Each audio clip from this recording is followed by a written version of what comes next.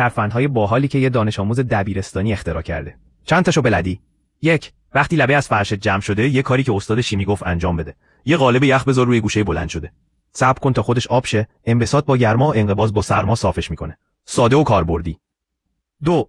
اگه فرشت لیزه و آدم راحت زمین میخوره، فرشو کمی بلند کن و زیرش تلفن پهن کن. اینطوری سور نمیخوره، کسی زمین نمیخوره. 3. وقتی برچسب لیوان نوه کنده نمیشه، فوراً روش چسب شفاف بچسبون. بعدش با یه شمع به مدت حدود 10 ثانیه گرمش کن. برچسب راحت جدا میشه.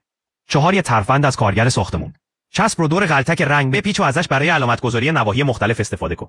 هم سرعت کارت بالاتر میره، هم وقتت ذخیره میشه. 5. وقتی ترکه چوبی توی انگشتته، کاری که یه دکتر گفت رو امتحان کن. یکم سرکه سفید داخل آب گرم بریز و انگشتتو توش بخیسان. معمولاً خودش توی 10 ثانیه در میاد. 6. وقتی میخوای سطل آب پر کنی، از یه بطری پلاستیکی قیف بساز. اینطوری حتی یه قطره هم هدر نمیره. 7. اگه موم شمع روی فرش ریخت نترس. یه اتو و یه تکه کاغذ درستو. سابی بردار.